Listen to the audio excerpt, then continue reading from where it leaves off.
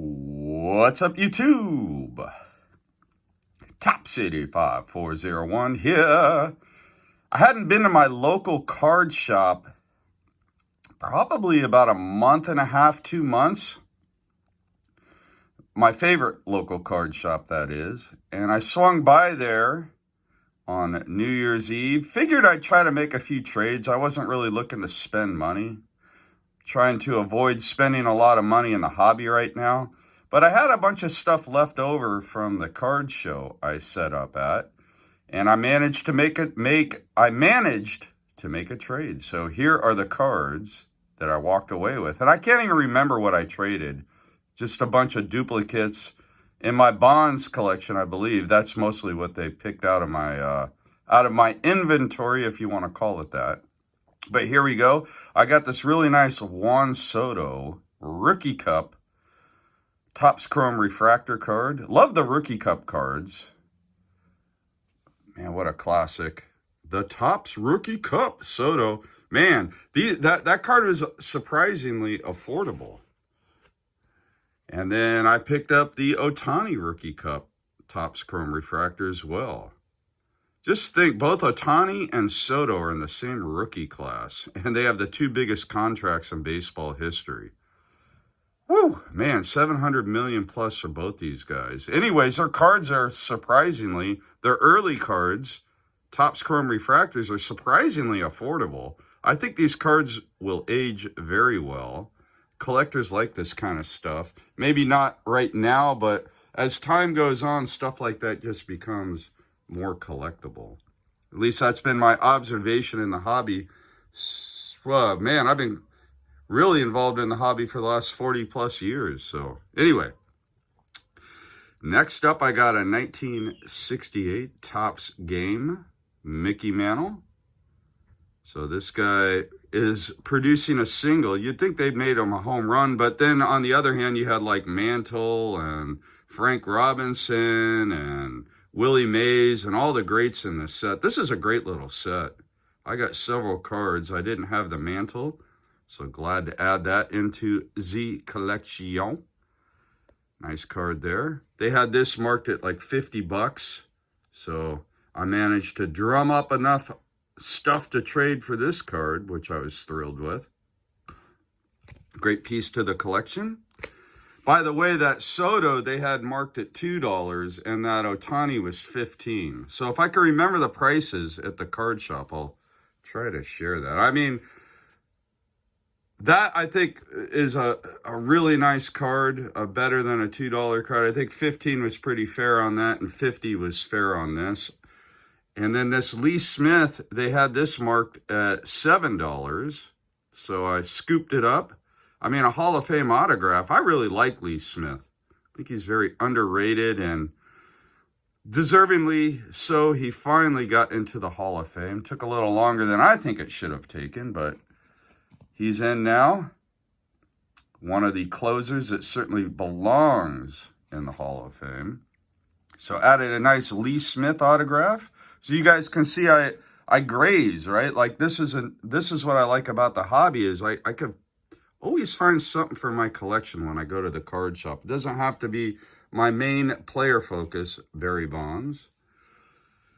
Got a story about this card. I had gone to San Diego with my wife several years ago. Soto was still with the Nationals at the time. And it was the season that the Nationals went to the World Series. And I went to a card shop there right by the ballpark.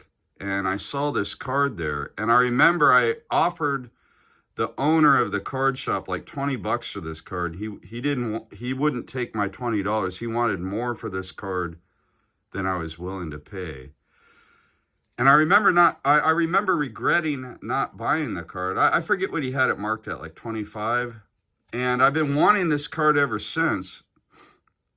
Well, my local card shop had this sitting in the value box for $6. So the hobby is just a trip, guys. Like how is this card gone from like a $25, $30 card down to a $6 card in Soto's career has really taken off since his card was since his World Series season. I just don't get it.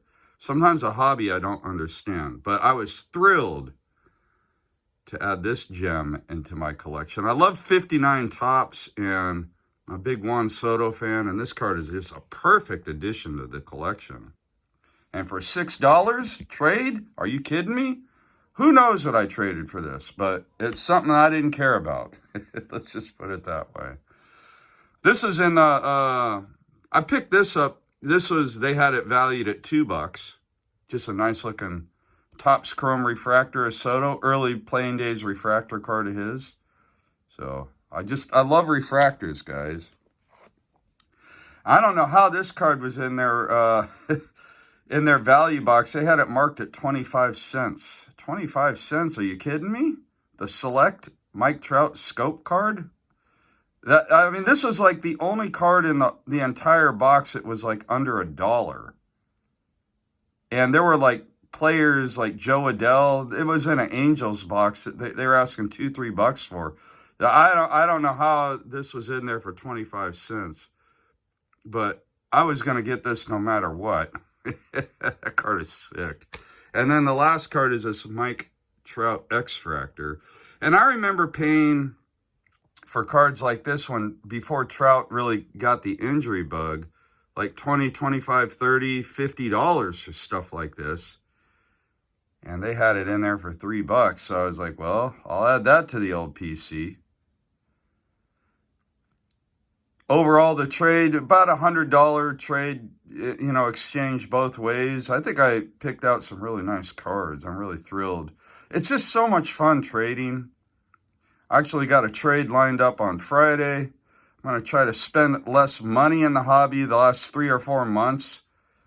I have literally spent $0. If anything, I've made a little bit of money in the hobby, which is unprecedented for me because I've sold off a few things. And I've been trading lately. I've just been having a good time trading and trying to reallocate the way that I spend and reallocate what's in my collection and what is tradable or sellable. So I've been having a lot of fun, guys, just exploring new ways to interact in the hobby. And that was a heck of a fun time at the local card shop, highlighted by, I would say, well, this Mantle, this Soto rookie, and, well, the lead. God, all these cards are just highlights. The rookie cup, highlighted. Well, I guess it's highlighted by all the cards. Anyways, guys, thanks so much for tuning in. You can call this the red and white trade day video. I just realized everything's red and white. Even the Mantle is red and white. Who knew? Thanks so much for tuning in. And as always, until next time, happy collecting.